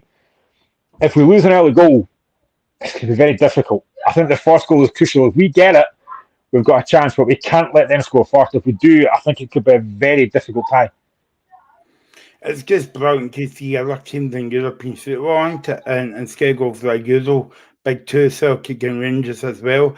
I take it you'll be fighting to watch the game somewhere in that game, Graham, because I don't think that game's on the TV. I think it's the Aberdeen game. It's on Viaplay. Yeah, it's at 6:30, so I'll be able to watch it. Score update from Paisley. St Mirren 1, Aberdeen 1. Greg Kiltie has equalised after 50 minutes, so it's 1-1 there. Still at Dens Park. I should do the old Bob Crampsey one. Adaldreek, Dens Park. It's still Dundee 0, Heart of Midlothian 0. There you go. If Aberdeen fans will be watching this now, they'll be maybe cussing me. They'll probably cuss me anyway, saying, "Why did you say that?" Because it was too early on in the game. But yeah, that's going to make a very interesting finish. Get the game 1-1 and 0-0 of the game. I was going to mention about Aberdeen very quickly in European football. First night on the telly. 2-2, the first leg finished, and they're going back home. What do you think of this game, Graham? I never saw any of the goals. I think Aberdeen will win. I think they were. Barry Robson was disappointed they didn't win the game over there. They had decent chances, and they said they could have scored 5 or 6, and they could have done. They lost 2 poor goals. I don't think the one they lost on the penalty spot was a penalty, but fair play to them. They came back through Majolski, and they came back through Nicky Devlin. So yeah, I genuinely think they'll win this game. I think at Pittodrie we're going to have a massive crowd. And actually, there's a score correction. The goal from Greg Hill has been disallowed, so it's still St Mirren 0, Aberdeen 1. But yeah, I think Aberdeen will get through. I think they look a strong side. I think having the backing of that support at Pittodrie, they'll get through that tie. And for them to be in the Europa League, and I said this to Laurie on Friday, I was looking at some of the teams they could play. And in pot 1, they could play West Ham or Liverpool. I mean, that would be massive. So yeah, I think that's going to be massive. But I think Aberdeen are going to get through. And you talked about it there. You said the fact we're going to have teams in European football. You're going to have Celtic, Rangers, and Aberdeen are going to be in Europe. I would love to see Hearts in Europe still. I think it's going to be a very big stretch. But it is great to see, and hopefully they can do well. I'm just thinking about the atmosphere at Tynecastle in the European night, Graham, and especially kind of like under the lights as well. But we wish them all well. But I think out of all the teams, it's got a very hard task. Would be Rangers going to be to PSV. Yeah, I think it is. I mean, as I say, I think PSV looked a really good side. I was really impressed with them. So I think it's going to be very difficult.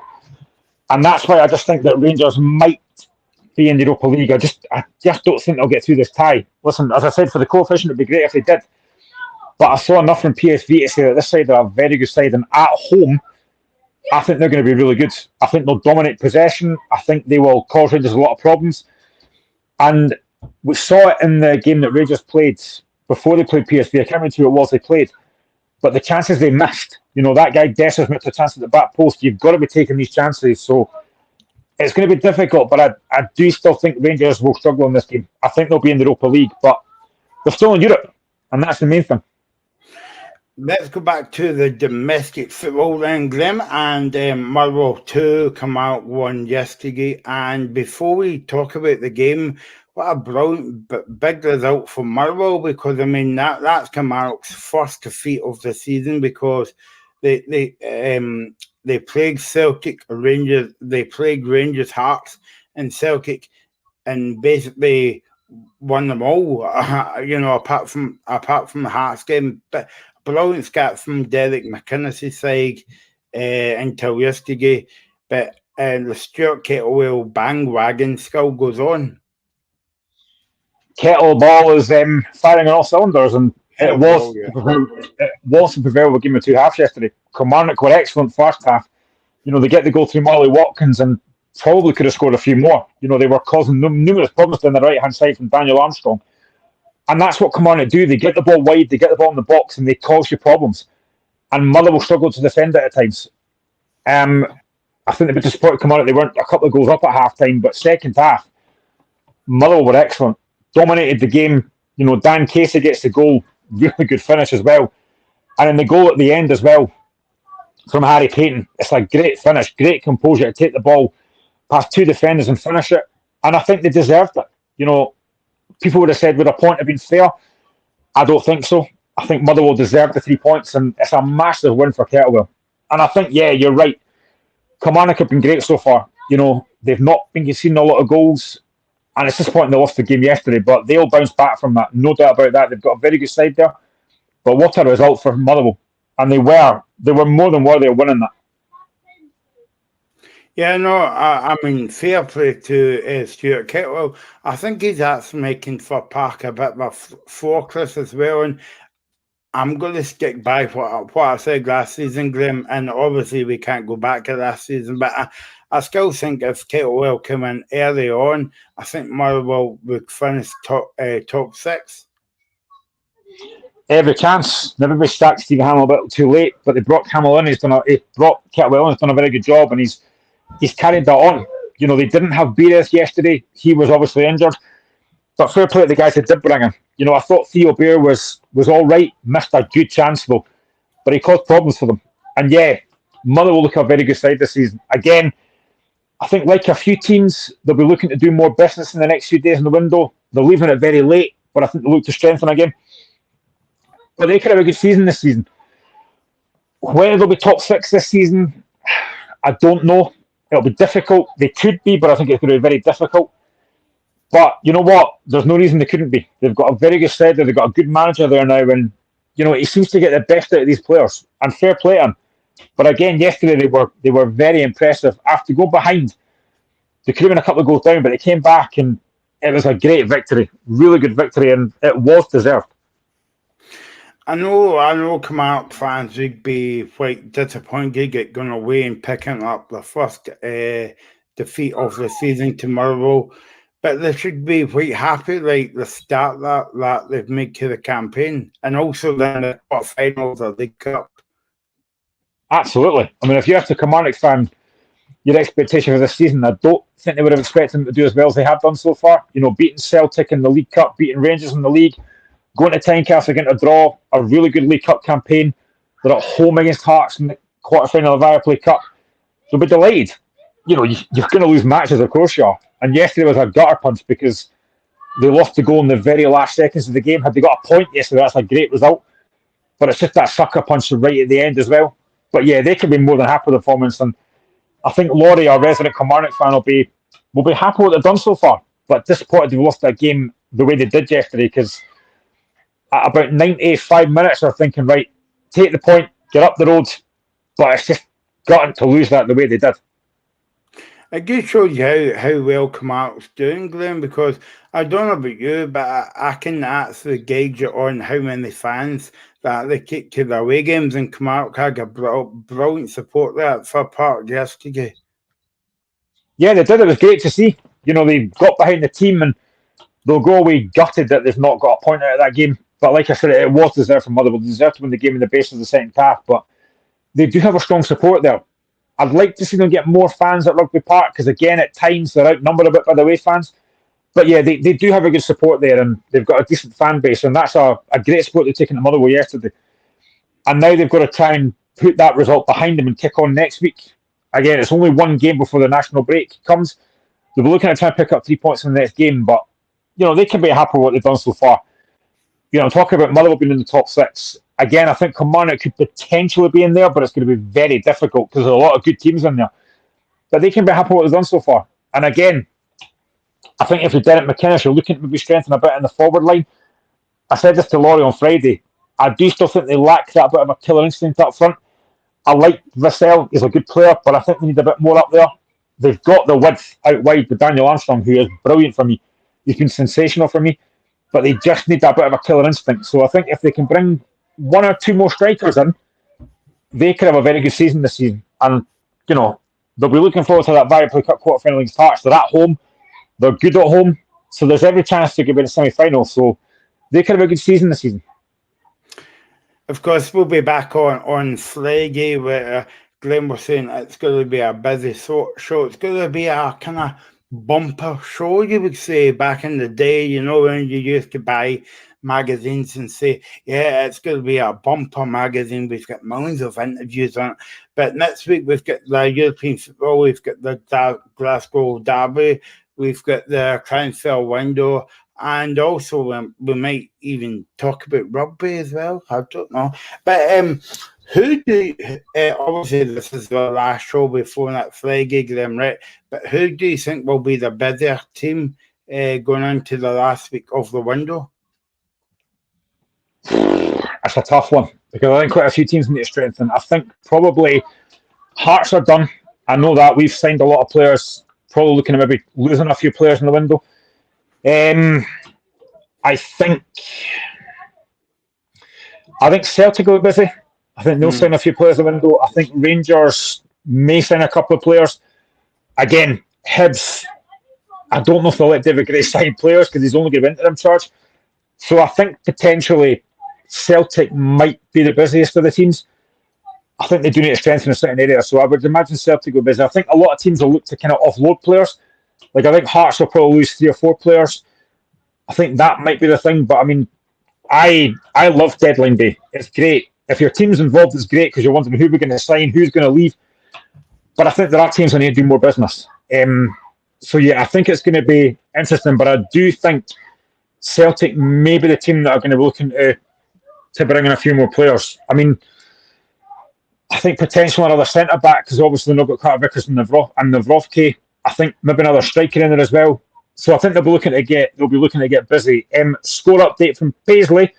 This time it is St Mirren 1, Aberdeen 1, and it is Greg Kilty, the guy who got the goal just a little earlier, who has scored this time from the penalty spot. So St Mirren 1, Aberdeen 1, and it is still Dundee 0, Hearts 0. And I hate to say this, but I might have put the curse on Dundee. Still a long way to go there enough. But that's going to be a good point for Dundee at home against one of the top 6.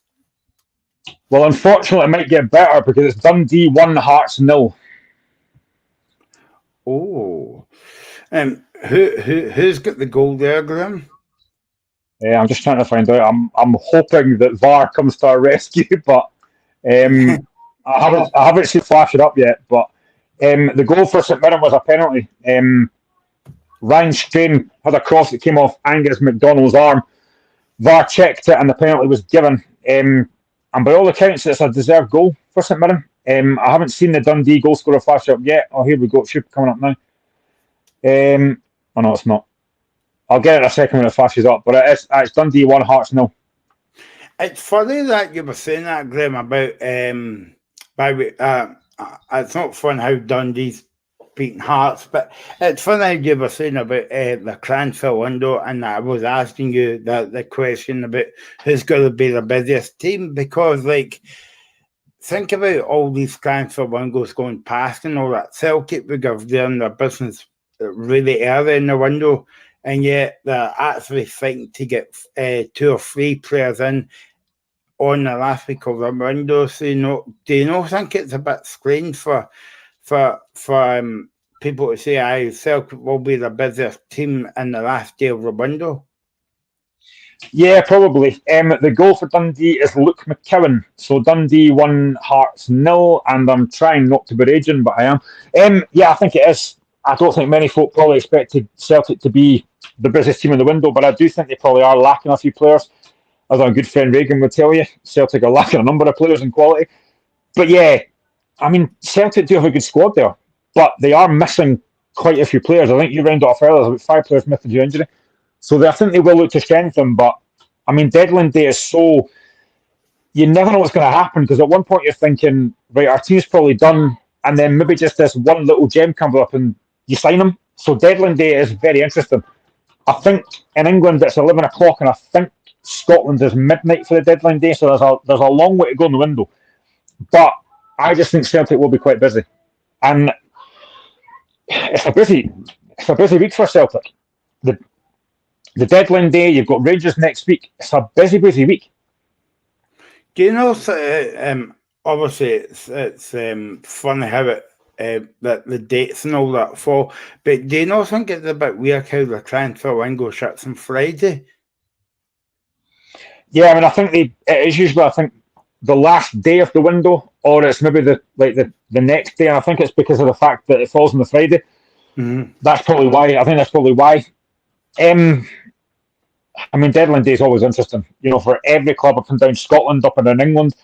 And again, and I said this a few weeks ago as well, the worry for me is the fact that after the Scottish window shuts, the Saudi window's still open. So the Saudi teams could come in and take someone from Celtic, someone from Heart, someone from Rangers, and you can't do anything about it because the window's shut. That's where I have a bit of an issue with. I don't like that fact that that's still open. And there's every chance that can happen. We've talked about numerous times that a Saudi team might come in for Lawrence Shankland. I hope that doesn't happen, but every player's got a price. If they come in with, say, £5 million, Hearts might think, oh, we need to take that. I hope we don't, but that's the issue. The Saudi window doesn't shut till 2 weeks after the Scottish window, and that's the thing I don't like, because any team could come in and take somebody, and that's going to be very difficult. And I do think maybe, I don't know if it's different from the Europa League game, but I think the transfer window stays open that bit a couple of weeks later for the European deadlines. So if Hearts wants to sign anybody for the squad, if they get into, well, they're guaranteed group stage football anyway. But in terms of the Europa League or the Conference League or whatever, I'm sure the window stays open for a few weeks longer. I might be wrong with that, but I think it does. No, I think when it shuts, it shuts. You can sign free agents after the window shuts, but apart from that, once it's done, it's done. I think you've got a certain time to register players for these. I think you've got a certain deadline for bringing European players in. But I think once the window's shut, it's shut. But like I say, you can sign free agents. So after the window shuts, if Hearts decided they wanted to sign another Robert Snodgrass, for example, they could do that. But I don't think that'll happen this time. But yeah, I mean, the deadline day is just so interesting. I do like it when it involves kind of my teams.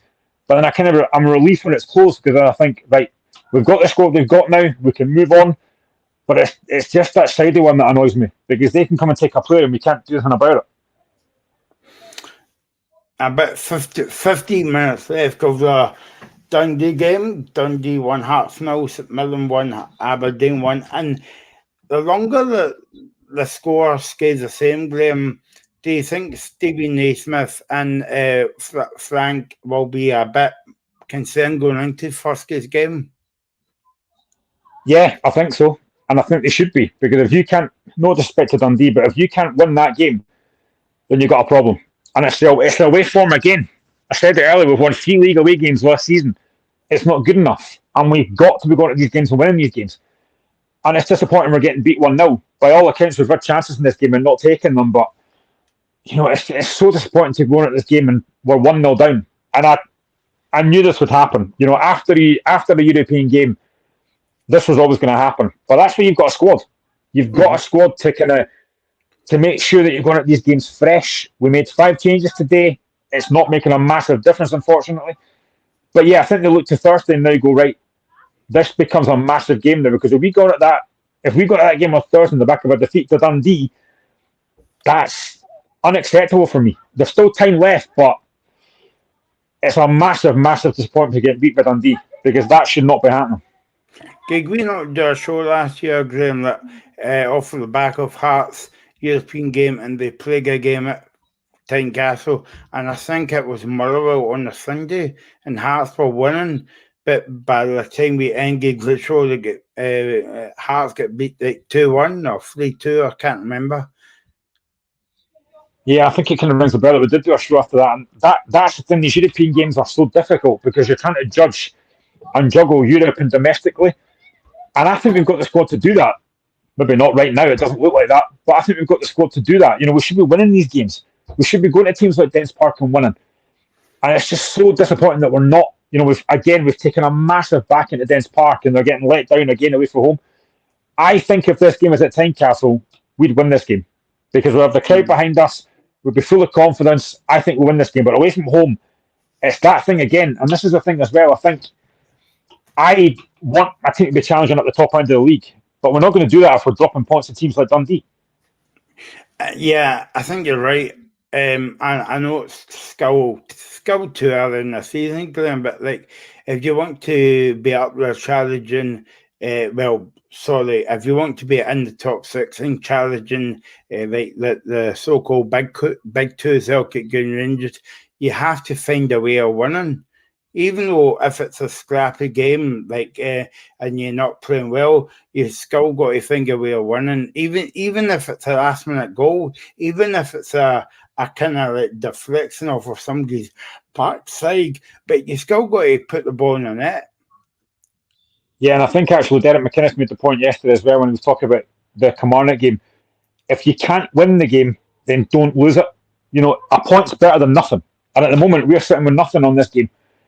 And again, we've not scored. We didn't score against Kilmarnock. We've not scored so far today. And we've got players in that team that can score goals and we're just not taking our chances. And that's the thing as well. You've got to take your chances in these kind of games as well. So it's disappointing. We have to be going at these games and looking to win these games. And again, there was a thing I saw yesterday from Lee McCulloch, and he basically said that Robin Nielsen was told last season that we had to be second within 2 years. Now, I don't think that's a bad thing to have. I like that ambition, but it just didn't work. And again, I know that Naismith and McAvoy want to be up there challenging at the top end of the table, and we should be. But you're not going to do that by dropping points against Dundee. No. It's not good enough. You can't be dropping points in these games. And I'm not going to use the excuse that it's after the European game because we've got more than good enough squad to be going to win in that game, and we're not doing it. Yeah, no, I know exactly, and I know. I suppose you can say the same thing against Celtic, Glenn. Okay, it was a disappointing result in the performance and our rest of it, and you can give St Johnstone credit all day long. And by the way, they deserve credit to pick up the first point of the season. But you'll be guaranteed that Celtic will make up for that in terms of the squad depths and all that, especially at home as well, Yeah, absolutely. I mean, Celtic will get better as the season goes on. And, even though they didn't win the game yesterday, and Celtic fans are gutted that they've not got 3 points, they didn't lose the game either. And they could have done if Stephen Mace-Jones had gone in. So, yeah, it's about, that fine balance. You've got to win in these games. Celtic will get better. I'm hoping that Hearts over the season will get better. But on the back of the results yesterday, Celtic dropping points, Hibs losing, St Mirren obviously draw with Aberdeen today. This was a great chance for Hearts to pick up 3 points and be at the top of the league. And we're just getting let down again. These performances are not good enough. You've got to be better than this. And unfortunately, if we drop points today, again, there's still time to go. But if we lose this game, it's a massive disappointment. Again, I'm not going to say that McAvoy and Naismith are under pressure because they're not. It's early in the season, but these are games you've got to be winning. I know I said Gristy earlier on, Graham, and I'm a bit like you. I'm putting the cuffs in different things, but if this stays the same and Hearts gets a goal in the last minute or a penalty through VAR, I know it's a point and you would rather have 3 points, but would you take a point now? Oh, 100%. I would quite happily take a point now. Although we'll be sitting on, it wouldn't be a lot of points, we'd be sitting on 5 points if we did get a draw. It's not great, but it's not the end of the world either. It's only 3 games in. 5 points out of 9 would be all right considering 2 of those games away from home. But you want to get 3 points in these games. If you want to be taken seriously, in terms of challenging Celtic and Rangers or getting that third place, you've got to be going to places like Des Park and winning, even after a European game. That's why you strengthen the squad. That's why you freshen the squad up. You've got to be winning these games, and we're not doing that, and that's a big disappointment if we don't pick up points today. Okay, big couple of weeks coming up for the show, by the way, Graham, because they're on flagging Sunday, and also we've got the Scotland games coming up against Cyprus and England as well, even though it's on a friendly, but you still want to beat the old enemy coming up against England at Wembley. So there'll be more details. Just check the social media channels coming up about what time the show's on and all that.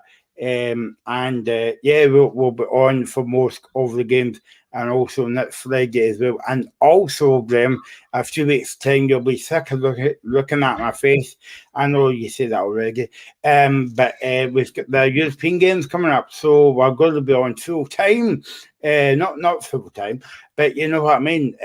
Tuesday, Wednesday, Thursday, for whoever else is joining Celtic in European football. So check that one out as well. And I don't know about you, Graham, right? But see, when it comes to like European football and the season starts again, I'm like, yes, good, something to watch at the weekend. But I'm also thinking, oh no, the dark nights are coming in as well. I know it's not quite light here, thankfully. It's a bit dull overcast, but yeah, I mean, it's the dark nights are coming, unfortunately. But I mean, it's great to have football back, though. I mean, I was looking forward to the season starting a few weeks ago, and I'm glad that it's now started. Although at the moment, I'm not quite glad it started because Hearts are getting beat. But yeah, it's always great to have these games, and honestly, and I think the big thing as well, these Scotland games are going to be great. And we talked about it before that there's a feel-good factor about Scotland just now. You know, we're on a real high just now. We're top of the group.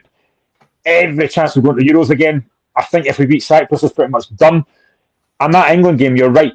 You know, it is a friendly, but there's no such thing as a friendly when Scotland play England. You know, that'll be a fantastic game. And there's no reason Scotland couldn't win that. You know, yes, England have got good players, they've got quality players, but so have Scotland. There's every chance Scotland can win that game. Score update, St Mirren 2, Aberdeen 1. Alex Grieve has scored the goal there, assuming it's not chalked off by VAR. 76 minutes gone, St Mirren 2, Aberdeen 1. So St Mirren's good start to the season is certainly showing signs of carrying on. Especially because they're coming back from a 1-0 down, so that's good. Busy end to the I can't believe I'm saying this. Busy end to the year as well, because not only that, we've got the Champions League, Conference League, the Europa League. We've also got the Ryder Cup. I know you're a big golf fan, Graham, and same with me. And also you've got the Solheim Cup. That's the women's kind of equivalent to the Ryder Cup as well. You've got the US Open starts tomorrow, and you've got the big one coming up in a few weeks, Graham, the Rugby World Cup. We're going to speak about that in a wee minute, because Scotland's in a very interesting group. Maybe they can get out of, but they're up against some brilliant teams in that group as well. We're going to tell you about that in a minute. Okay, let's cheer Mr. Duffy up a wee bit, because the Scottish Women's Premier League is up and running. Hearts are winning. In fact, they've won at full time. Actually, they beat Aberdeen 2-0. That is a final score. Hibs 2, Sparkins 2. That's also a final score. Believe what you hear this game. Parket Thistle 5, Mancross Women 0. Celtic 9, Dundee United 0. That is these are all full-time scores. The game that are on at the moment is Motherwell. Oh, it's a derby game. It's Motherwell against Hamilton Accies. Motherwell 2, Hamilton 0, 35 minutes gone, and 27 minutes gone. Another derby, actually. Rangers against Glasgow City. Rangers 0, Glasgow City 0. So that's the games in the Women's League, Grim. Yeah, great result for Hearts. Eva Olive just signed a new 2-year deal not long ago. She's a very, very good manager. I think she's getting better. She signed a lot of really good players in the window as well. Going up to Aberdeen and getting a win there is fantastic. Hopefully we can carry that on.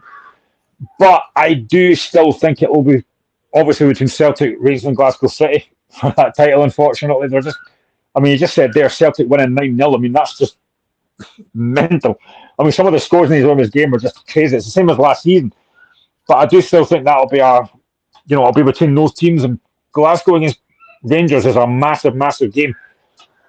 But yeah, I'm delighted what Hearts have done the window. They've sent a lot of good players in this window. A really good start to the season so far, yeah. And I think Hearts could again potentially finish fourth. I'd like to see us get a little bit higher, but it'll be difficult. But yeah, absolutely delighted with that. But yeah, I do still think Celtic, Rangers and Glasgow City will be well ahead of everyone else, and it's a shame. But they've got the money, they've got the talent. But yeah, the women's game is certainly on the up, and I know that Dave talked about this last week when I was on. He loves the women's game, and I think, it's getting a lot of interest nowadays, and quite rightly so. You look at what happened at the Women's World Cup, obviously England getting beat. What a shame. And yeah, it's been great to see. Yeah, that was brilliant, isn't it? England getting beat. By the way, this is on the radio station, I can say that. I can't say it on any other radio station. Update, by the way, on the local derby between Motherwell and Hamilton. 37 minutes gone. It's Motherwell 2, Hamilton Accies 0, and the score at Ibrox, well, I say Ibrox, but I'm just guessing. I think that one by Ibrox, that game. Rangers 0, Glasgow City 0, 28 minutes gone. But as you say, yeah, it's brilliant because not only because we're giving the women's football a platform that we speak about on a Friday and update the scores on the Sunday, and obviously it's on the TV, BBC Alba and BBC iPlayer, whatever. But go think about it. Even go back 4 years ago, Graham, that people wasn't recognising women's football. Yeah, and it's getting much more coverage nowadays, and rightly so, because again, I think the standard's pretty good. The Scotland women have done really well so far under Pedro Losa, and I think it's been great to see the women's game getting highlighted more. We know we've got the highlights package, which is fantastic, and yeah, it's just great to see it getting a bit more coverage. And I think as well, a lot more girls are playing football now because of what's been happening in the women's game, and I think again that can only be a good thing. Encouraging women to play football, it can only be good, and yeah, it's great. And I think as well, attendances for these games as well are getting better. I think a lot of folk are now going to a lot of women's game and thinking, yeah, I want to see this every week. So that's, again, it's encouraging. It really is. I wish Scotland had been at World Cup. It would have been even better. But you know what? We've got to build for the future. Hopefully get to the next one and make a better fist of it. But yeah, it's just great to see. Yeah, no, definitely. Still 2-1 to St Mirren. That's going to be a big 3 points if that finishes. And still 1-0 to Dundee. I'm sorry to give you some bad news, Graham, but that's what you get when you work with me on the Sunday. I can't help it. Yeah, brilliant to see. And I'll be brilliant to see Scotland women get to another World Cup or European Championships. There's no reason why they can't. They've got a very good squad there. I think the manager's done a good job. I know he maybe didn't start off that well, but I think he's done a good job there. And yeah, it'd be great if they can compete and, it's that word again, compete. But if they can get to another World Cup or Euros, it'd be fantastic. And, the last time they were in it, they didn't maybe do themselves justice. They were knocked out early, which is a shame. But that experience, you want to get back there again. That's the main thing. You want to get to these tournaments and play these massive games and get to these kind of stages. So yeah, it would be great if they could get back there again. And there's no reason they can't. Absolutely no reason they can't. And what I've liked as well is the fact that I've seen a few of the Scotland women's games at Hampden, and the fans it's been a really good turnout as well. They're getting thousands there rather than just hundreds. It's been well attended, and I think the more games that Scotland women play at Hampden, and the more they kind of progress, I think the more fans will get. Yeah, no, exactly. It's good. Because I picked that the women's games aren't on kind of like TV very often, but I suppose you've got to you've got to start somewhere, and you're right. I mean, the BBC does a brilliant show on a Monday night, I think it's on, as well, and they show the games on Sunday. Welcome back to the football and the women's game in a minute, Graham, but I want to talk about rugby, right? Because it's I don't know about you, but I've picked my summer holidays for next year, right? I'm going to Germany, and then I'm going to take a speedboat, or I don't know if you can take a speedboat to France, because you've got the Olympic Games, you've got the Paralympic Games, and hopefully you've got Scotland in the European Championships in Germany. But it all starts off in France between the 8th of September to the 28th of October. And I know we're saying Scotland aren't at a big tournament yet, but they're in the World Cup of Rugby, Graham. But they're going to be up against it. I don't know if you saw the games in the group, but they're up against South Africa, Ireland, Tonga, and Romania. Yeah, and you're playing against an Ireland team that's number 1 in the world. I think South Africa are like number 3 or 4. It's a very, very difficult group. Probably one of the worst groups we could have got. And again, Tonga will be difficult as well. Romania, I don't know much about them, but you know what? You're in there. Why not just give it a go? I think South Africa first game, maybe it's a good thing to get them out of the way first. Yeah. But yeah, very difficult. He's named a strong squad. I do still think Finn Russell's going to be a massive player for us in this tournament. But, there's no point being in this if you can't think you can win it. We probably won't, but you know what? It's just great to see Scotland in there. I think it starts next. I think it's the 8th of September it starts. A week on Friday, yeah. Yeah. But it's great to see Scotland at a Rugby World Cup, and hopefully they can do themselves justice. But yeah, they are up against it. It's going to be very, very difficult. But it's something that the players, I'm sure, are looking forward to. Again, I think they'll take a really good fan base over there as well. The Scotland fans will be flying over there in buoyant mood, as they would for the football. But yeah, it's a very, very difficult group to get out of. And I know that we're Scotland fans, right? And we think, oh, well, we're going to do well. We're going to get to the semi-final and final and all the rest of it, right? And when I was doing my kind of research, as I always do, because I'm a professional that way, not in back of a fact packet, Graham, no. But believe it or not, right, Scotland got Scotland's best ever finish at World Cup, right? Was a semi-final. Yeah, I'll say that again. Scotland in the World Cup, a semi-final. Wow, how brilliant would that be for the football team in Germany?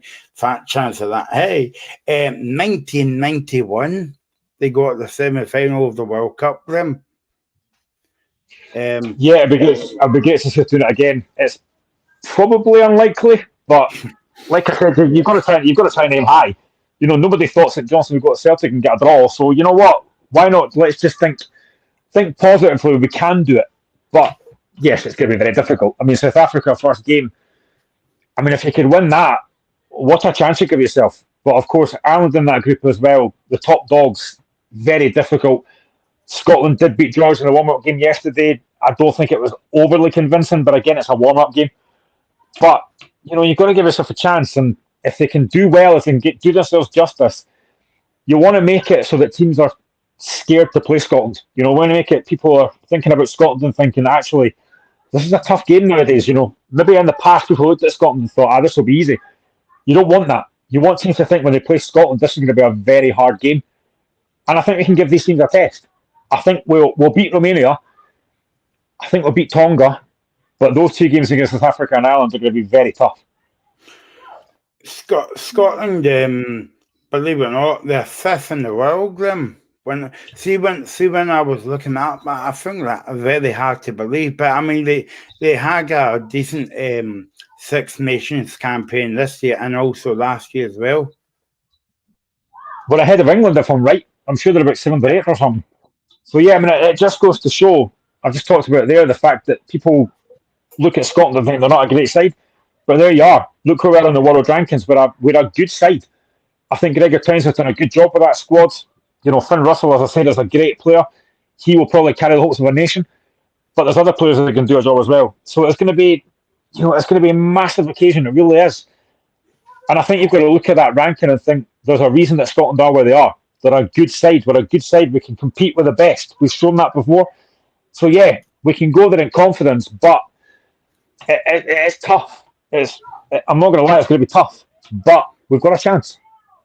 86 minutes gone at Dens Park, Graham, and I'm sorry to bring bad news to you again. It's still 1-0 to Dundee, but also a few minutes ago, Liam Boyce had a fantastic chance to get Hearts back in the game. He played a 1-2 near the corner flag with Cammy Devlin, and the shot was off target. Still 1-0 to Dundee.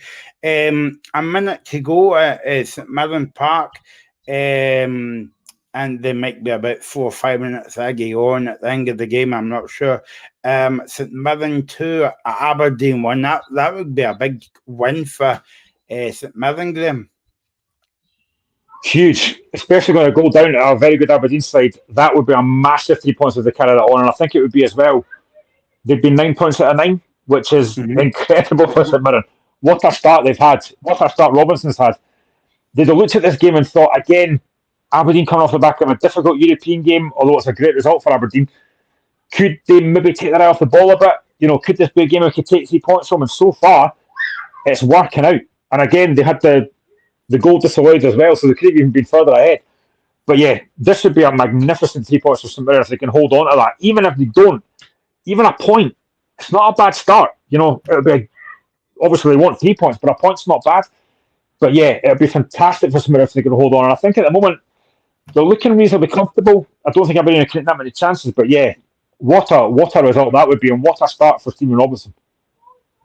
Also, we're keeping the eye over the Glasgow, the women's football, 39 minutes gone there, the half-time. Rangers, Glasgow City still 0-0, and the Motherwell Hamilton Accies game is 2-0 to Hamilton, 2-0 to Motherwell, Graham. I was getting carried away there. That is half-time at the game, and believe it or not, Graham, like Motherwell has got a player called Boyce in their team. I wonder if Liam Boyce is playing for the women's team instead of the Hearts men's team today. Don't know. So there you go. That is the latest scores on that one. Gives a few minutes left on the show. We're coming towards the end of the show, and we're coming towards the end of the games. And 90 minutes now. Dens Park still 1-0 to Dundee. Disappointing the result if it stays 1-0, Graham. Yeah, massively. I mean, I probably should have expected it. After what happened yesterday, I should have expected that to get beat today, but it's a massive letdown. It's the away form as well. Again, we've got to do better away form. Too many times last season we dropped dark points. This is another one. It's a really poor result from us. I think we've had chances but not taken them. 2 minutes Aggie gone at Dens Park, Graham, and you know how many minutes is Aggie gone at St Mirren Park? 8 minutes, Graham, of Scottish time to go. On that one, still 2-1 to St Mirren. Yeah, usually I'm expecting about 10 minutes added on each game now, because I know that they're added on time for stoppages and time wasting and stuff. So I'm a little bit surprised over the 2 minutes at Dens Park, but it is what it is. But it's a massive letdown. Really disappointing to not get anything out of this game. I think, again, we have had chances of not taking them, and I'd have taken the draw right now, but disappointing. We shouldn't be going to Dens Park and losing this game. As I say, no disrespect to Dundee, but we shouldn't be losing that game. No, exactly. Yep. So it's, as I say in football, squeaky bum time if you're a Hearts fan, Graham. Yeah, it is. I mean, Hearts fans are going to be raging, and rightly so, because this is a game that I earmarked to get 3 points from. Given the fixtures we've got, they're falling relatively favourably in our way. We don't play Celtic Rangers in October. This was a decent run of fixtures we had, and to not win this game is a huge letdown. Like I said, I'd be taking a point right now to not lose the game, but we're going to get nothing out of it, and that's a massive, massive letdown for me. Yeah, no, exactly. But I think the big winners today would be St Mirren at the moment, if they can hold out for 2-1 against Aberdeen. I mean, they were getting beat 1-0. Yeah, this is a game that Aberdeen fans probably looked at and thought, this is a potential banana skin here because St Mirren have done well. We're off the back of a European game, a bit of a hangover maybe, and it's maybe proven that way. But when they took the lead, I thought, we can win this game now. But St Mirren have fought back. St Mirren at home, they're a very good side this season. They're going to give a lot of teams very hard games, home and away. They've already gone to Easter Road and won, but then that doesn't look too difficult just now. But yeah, this could be a massive 3 points for St Mirren. To get 9 out of 9 in the league would be huge. It sounds as though Hearts are putting everything into the game, Graham, but Dundee is just defending it to the very end. It's what I expected. Dundee defending resolutely, Hearts having chances but not taking them. We take one of the chances we've had, we might have got something out of this game, but yeah, you can't be, at this level, you've got to take your chances when you get them. And we've had plenty and not taking them. 94 minutes gone, Graham. Still 1-0 to Dundee. And still 2-1 to St Mirren against Aberdeen. It's finished at Dens. Dundee 1, Hearts 0. Massively disappointing. Yeah, that's a very disappointing score. Going into a big European game, Graham. I know, and I think again it's that European hangover again. That's what I talked about. As much as we've got good sides, I don't know if we're good enough to do European football and domestic football. I don't want us to get knocked out in this week. I want us to go through, but again, if we did, it's balancing that European domestically. It's very difficult, and it's proven that way. Really disappointing to see we've got beat today. Disappointing result, and it's not good enough. No, not good enough, Mr. Duffy says. But it really turns into a kind of mini cup final on Thursday night. Regardless of the score, game, it would have to be. It's still going to be a big game and a mini cup final for Hearts this season on Thursday night. Yes, it's a massive, massive game. If we could get through this tie, honestly, I would probably forget all about today. It's going to be an uphill battle. Going to Greece 2-1 down. They've only got, I think it's only 28,000 the capacity there, but their fans are very, very passionate.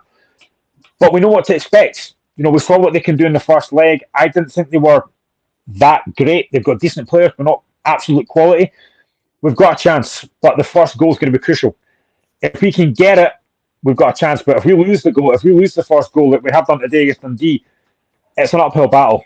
I would love to be positive and say we're going to go through, but I think it might just be a step too far. Hope I'm wrong. I really do, but it's going to be a very difficult game. Yeah, this is why I said to you earlier on, Graham, about I think it would be more confident if the game was at home. The second leg schedules the first leg because you know what to do. Yeah, definitely. As I said, we saw that against Rosenborg, 2-1 down. We got the game back at 10 and won the game.